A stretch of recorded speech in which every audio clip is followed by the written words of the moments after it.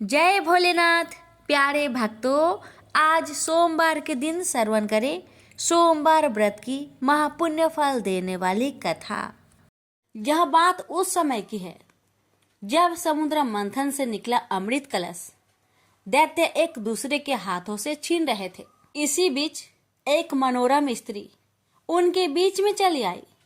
सभी उस मनोरम स्त्री के सौंदर्य को देख हठात मोहित हो गए। वे सभी आपस का झगड़ा भूलकर उन मनोरम स्त्री के पास दौड़कर गए। दैत्यों ने देवी से पूछा, तुम कौन हो, कहां से आई हो? सुंदरी, तुम क्या करना चाहती हो? देवी को देखकर दैत्यों के बीच खलबली मच गई। दैत्य कहने लगे, अब तक देवता, दैत्य, सिद्ध, गंधर्व, चारण और लोकपालों ने तुम्हें स्पर्श तक नहीं किया होगा। अवश्य ही विधाता ने तुम्हें संपूर्ण इंद्रियों एवं मन को तृप्त करने के लिए भेजा होगा। सुंदरी, तुम हमारा झगड़ा मिटा दो।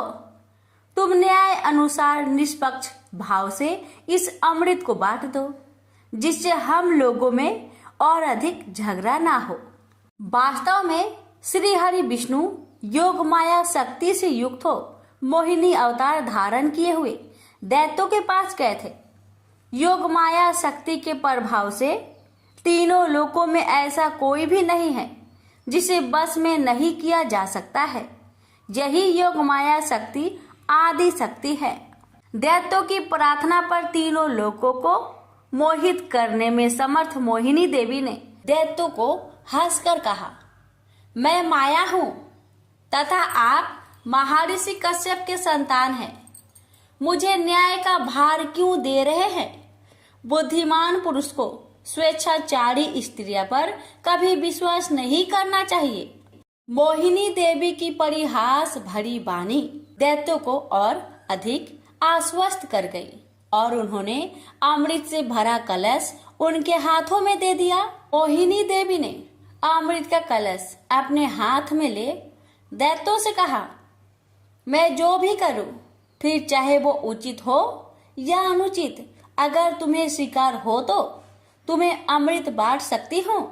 उनकी मोहयुक्त मीठी बात सुनकर सभी दैत्य देवी मोहिनी की प्रस्ताव पर सहमत हो गए। मोहिनी देवी ने अगले दिन अमृत पान करने की सलाह दी। मोहिनी देवी के आदेश अनुसार अगले दिन समस्त दैत्य स्नान कर अमृत पान करने हेतु पंक्ति में बैठे। देवता भी वहां आकर बैठ गए। मोहिनी देवी अमृत के कलश हाथ में लेकर आई। वे बड़ी ही सुंदर साड़ी पहनी हुई थी। आंखें नशीली हो रही थी। कलश के समान स्तन तथा गज सावक के सूर्य के समान जंघाएं थी। देवी के स्वर्ण नूपुर अपनी झंकार से सभी को मोहित कर रही थी। सुंदर कानों में कुंडल थे तथा उनकी नासिका, कपोल तथा मुखा रविंद्र बहुत ही मनोरम थे। बाद में भगवान के इस मोहिनी अवतार ने देवों को अमृत पान करवाया और दैत्य के साथ छल किया। उधर जब भगवान शिव ने सुना कि श्री हरि ने दैत्यों को मोहित कर देवताओं को अमृत पिलाने के लिए स्त्री रूप धारण किया, वे उस स्थान पर गए जहां भगवान श्री हरि निवास करते थे। वहां जाकर शिव जी ने भगवान श्री हरि की स्तुति वंदना की। श्री हरि ने शिव जी को दैत्यों को मोहित करने वाले मोहिनी रूप दिखाया। एकाएक शिव जी एक रंग बिरंगे फूलों से भरे पूरे उपवन में पहुंच गए।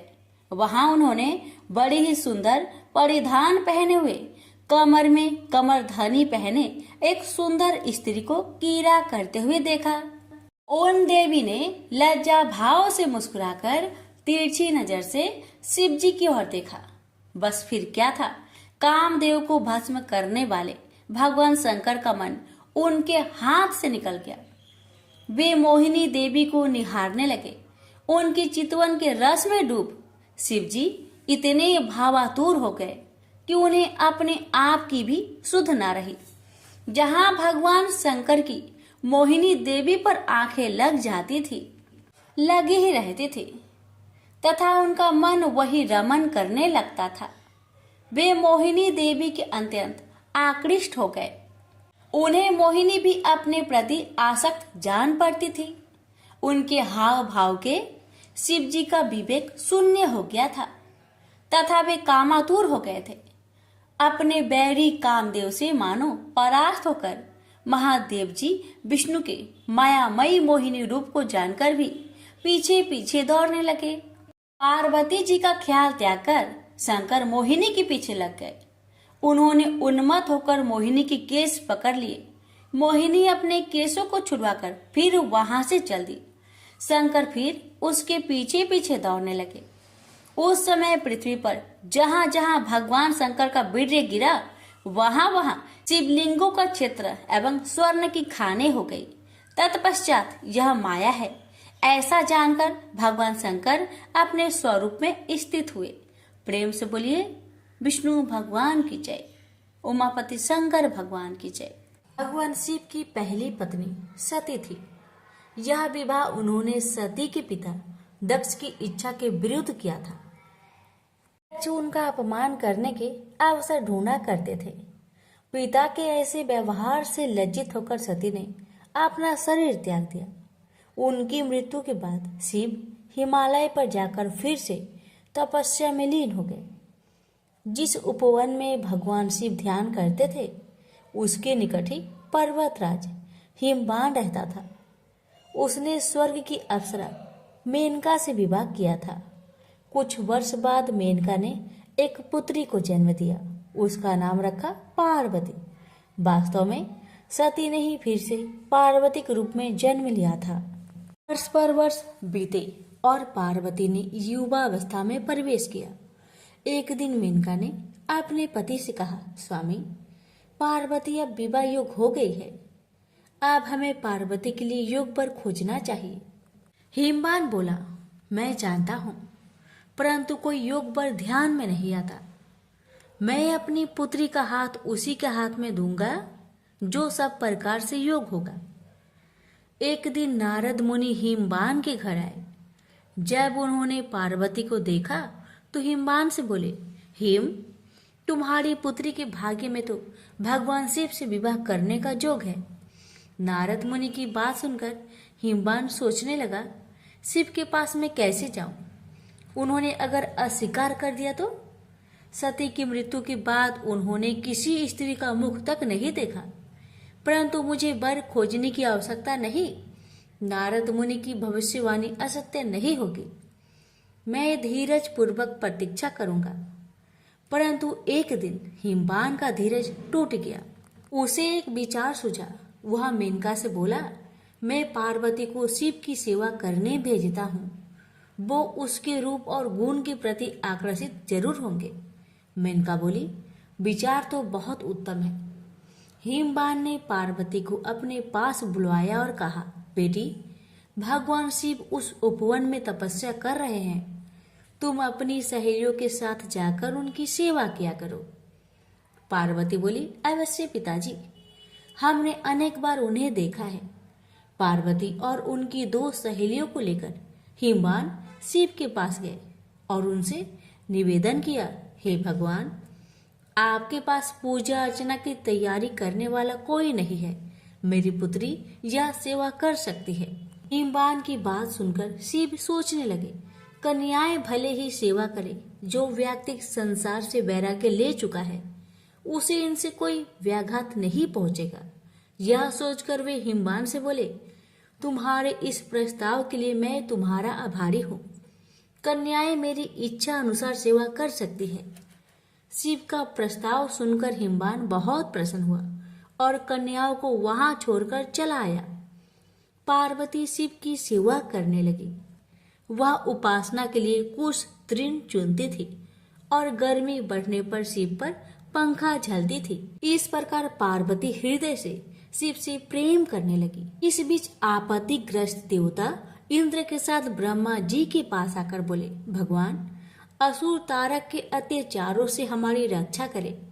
उसने स्वर्ग पर अधिकार कर लिया है और लोगों में हाहाकार मचा हुआ है। उसे प्रसन्न करने के लिए हमने उसे उपहार भी भेजे, परंतु हम जितना ही उसे प्रसन्न करने का प्रयत्न करते हैं उतनी ही उसकी कुधृष्टता बढ़ती जाती है। हमारी आपसे प्रार्थना है कि हमें कोई ऐसा नेता प्रदान कीजिए जो हमें उसके अत्याचारों से त्राण दिलाए। ब्रह्मा जी असहाय होकर बोले, प्रिय पुत्रों, मैं चाहते हुए भी तुम्हारी सहायता नहीं कर सकता। तारक को मैंने एक बार वरदान दिया था, उसी से वह इतना बलवान हो गया है, मैं भी उसका नाश नहीं कर सकता। परंतु एक उपाय है, शिव का पार्वती से विवाह विधि का विधान है। तुम जाओ और शिव पार्वती की सुंदरता का भान कराओ। शिव और पार्वती का जो पुत्र होगा वही तुम्हारा नेता बनकर तारक का वध करेगा। ब्रह्मा जी की बात सुनकर देवराज इंद्र सीधे प्रेम के देवता काम के पास पहुंचे और बोले, कामदेव, मैं तुम्हारे पास एक आवश्यक काम से आया हूं। तुम शिव पर अपना जादू चलाओ ताकि वे पार्वती से विवाह कर ले। इंद्र की आज्ञा पाकर कामदेव अपनी पत्नी रति के साथ शिव के कुंज में पहुंचे। वहां शिव को देखा तो उनका साहस छूट गया। उसी समय पार्वती वहां से निकली तो कामदेव का फिर से साहस बंधा। पार्वती ने नतमस्तक होकर कुछ पुष्प शिव के सम्मुख रखे। यह देख शिव बोले, तुम्हें ऐसा पति मिले जो बस केवल तुमसे ही प्रेम करने वाला हो। शिव की बात सुनकर पार्वती सोचने लगी, शिव का वचन कभी मिथ्या नहीं होगा। मैं कितनी भाग्यशाली हूँ। यह सोचकर पार्वती शिव के गले में माला पहनाने ही वाली थी, तभी कामदेव का बाण निशाने पर लगा। शिव ने पूरी शक्ति से अपनी भावनाओं को बस में किया और इधर उधर देखने लगे। उन्होंने कहा, मेरे मन की शांति भंग करने का साहस किसने किया? तभी उनकी दृष्टि कामदेव पर पड़ी। उस दृष्टि मात्र से कामदेव जलकर राख हो गए। यह देख रति मूर्छित हो गई। शिव पार्वती की ओर आंख उठाए बिना ही कुंज में चले गए। यह देख पार्वती शोक और लज्जा से बेहाल हो उठी और उदास मन से अपने घर लौट गई। उधर जब रति की मूर्छा टूटी तो उसने सोचा, जब मेरे पति ही नहीं रहे तो मैं जीकर क्या करूंगी? अच्छा यही है कि मैं भी मरकर उनके पास पहुंचूं। वह यह सोच ही रही थी कि तभी आकाशवाणी हुई, जीवन मत त्याग। पार्वती तपस्या करके शिव को वर के रूप में पाएगी और उनके विवाह के दिन तेरा पति पूर्ण जीवित होकर फिर से तुझे मिलेगा।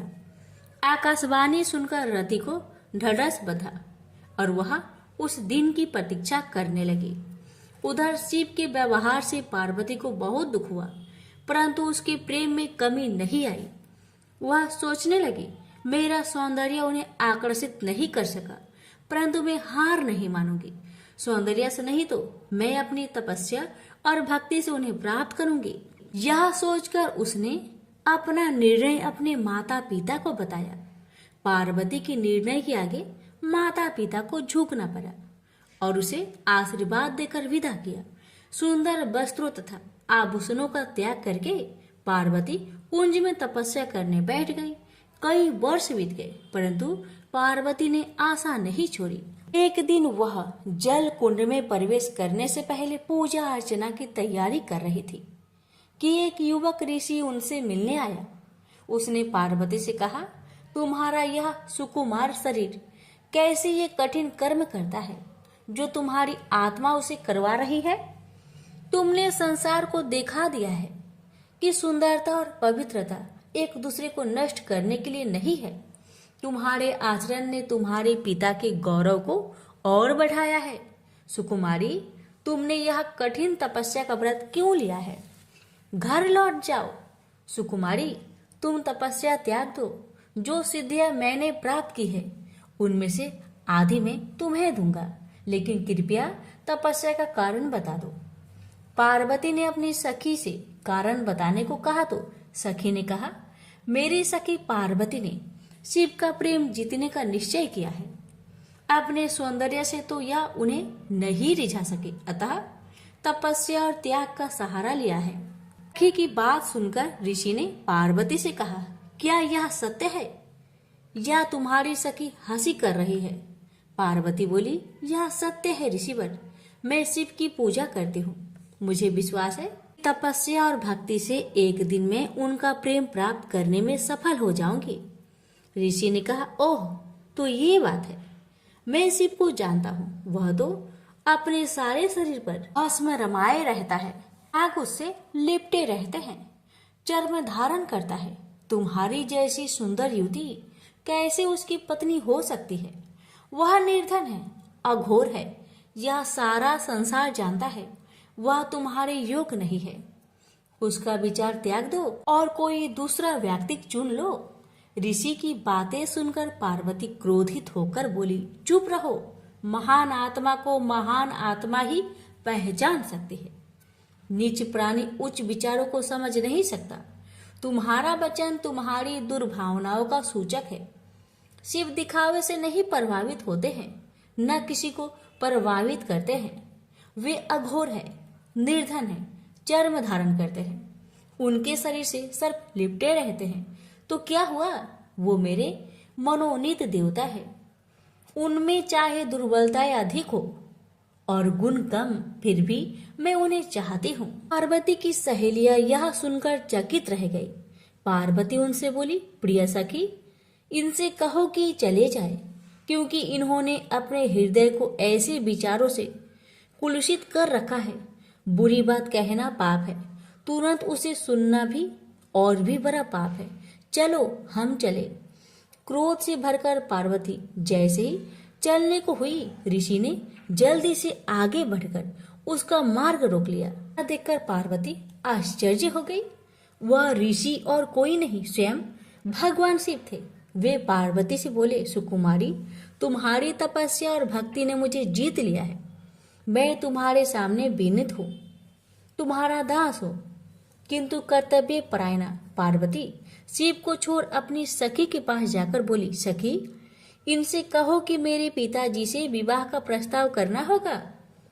सखी की यह कह देने पर पार्वती शिव के पास आई। शिव बोले, मैं इसमें तनिक भी देर नहीं करूंगा प्रिय। यह अवशासन पाकर पार्वती अपनी सहेलियों के साथ घर लौट आई। शिव ने सप्त ऋषियों को बुलवाकर उनसे कहा, ब्रह्मा ने देवताओं को वचन दिया है, मेरा ही पुत्र तारक का वध करेगा। इस वचन को पूरा करने के लिए मुझे पार्वती से विवाह करना है। जाकर हिमवान से विवाह का प्रस्ताव करो। प्रस्ताव सुनकर हिमवान अत्यंत प्रसन्न हुआ और उसने विधि पूर्वक शिव पार्वती की विवाह कर दिया। विवाह संस्कार के बाद देवता शिव के पास आकर बोले, भगवान, हमारा आपसे आग्रह है कि रति को फिर से उसका पति मिलना चाहिए। अपनी प्रिय वधू का ध्यान करके प्रेम के देवता कामदेव तथा उनकी शोकाकुल पत्नी पर कृपा कीजिए।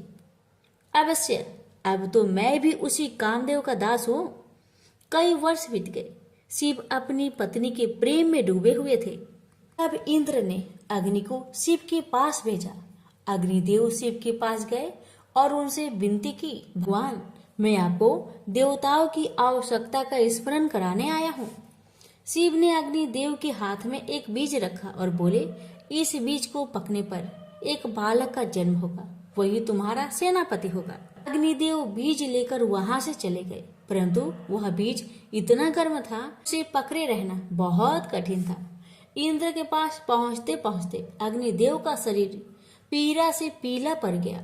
वह इंद्र से बोले, बीज मेरे पास है, परंतु उसे संभालना असंभव है।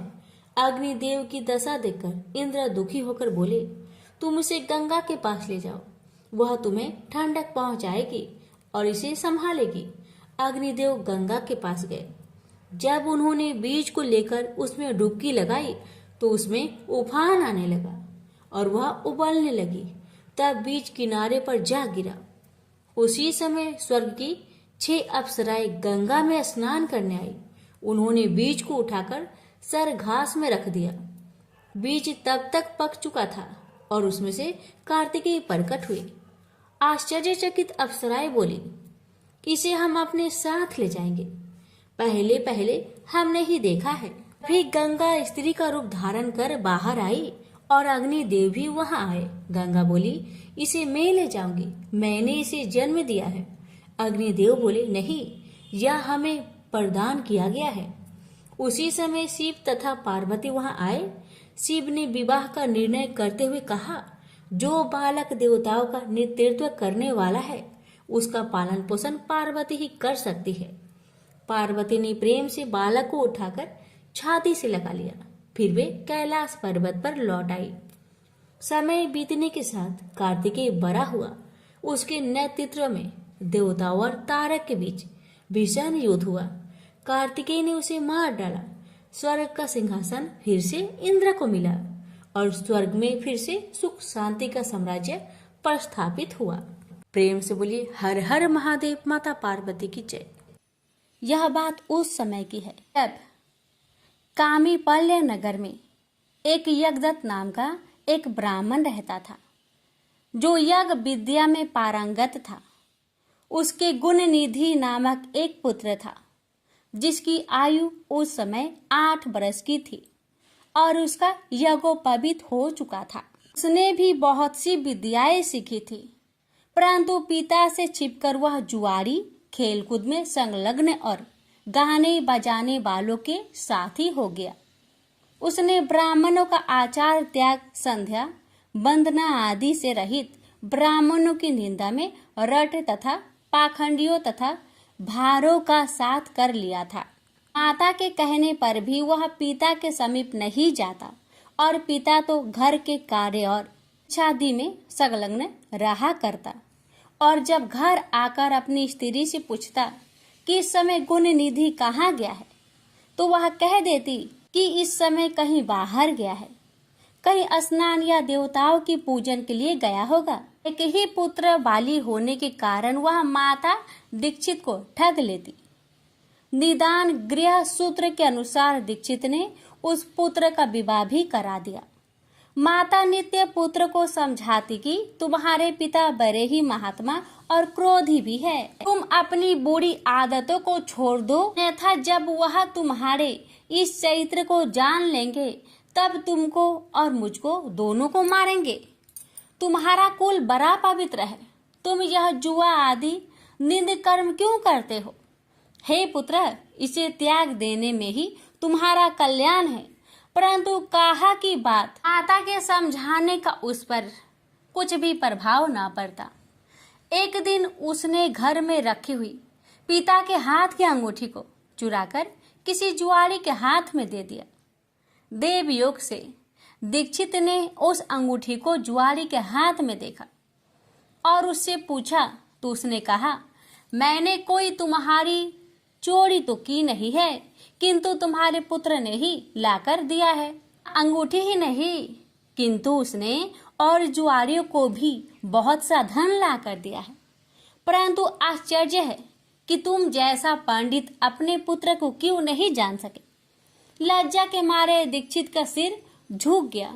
वह सिर झुकाए और वस्त्रों से अपना मुख ढके हुए अपने घर गया और घर में जाकर पत्नी से बोला कि हे दीक्षित की धूर्त पत्नी, भला यह तो कहो, वह तेरा गुण निधि पुत्र कहाँ है? वह कहीं भी हो, किंतु मेरी अंगूठी कहाँ है, जिसे उपटन करते समय तूने मेरे हाथ से ले ली थी?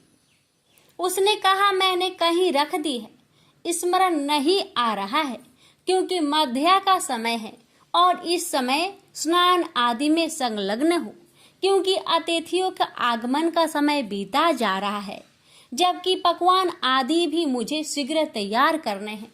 पूजा की सामग्री भी तो अभी एकत्र ना कर सकी हूँ। दीक्षित ने कहा, सत्य है, हे असत्य, पुत्र को उत्पन्न करने वाली तू बड़ी सत्यवादिनी है। इसी से तो जब जब मैं पूछता था कि कहाँ गया है, तब तब तू मुझे अपनी बातों में बहला दिया करती थी।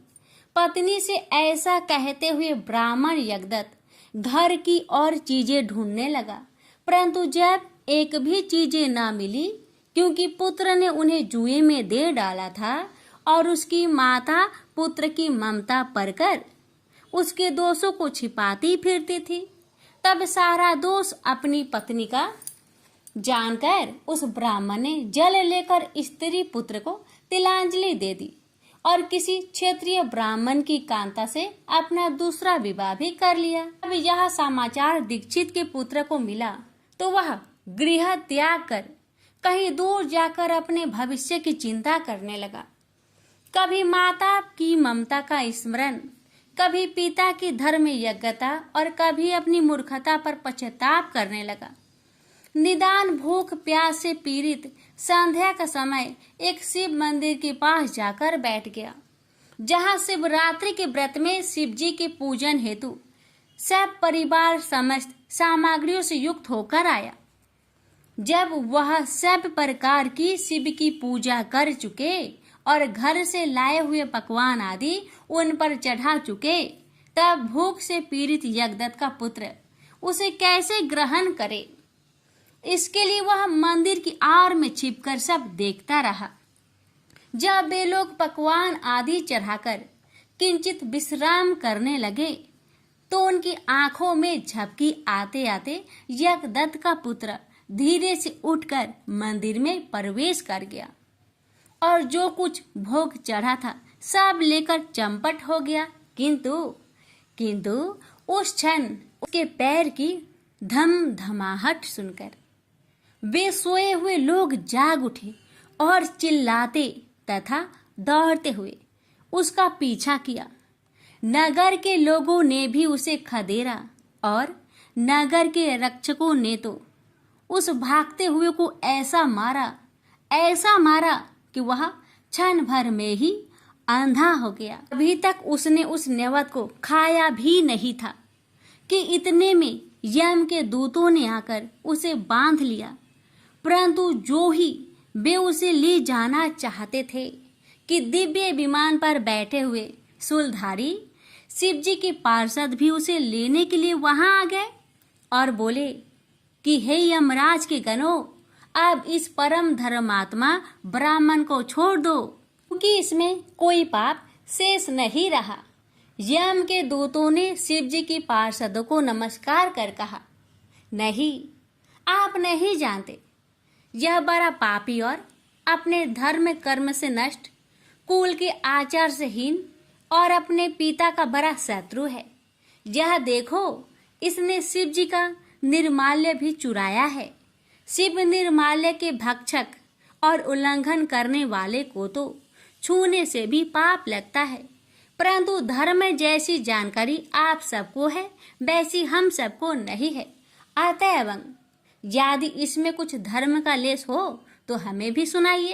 अब शिव जी के किंकर उन पार्षदों ने कहा कि हे यमदूतों, इस यज्ञदत्त के पुत्र ने जहाँ बहुत से पाप किए हैं, वही इसने पाप रहित धर्म भी किए हैं।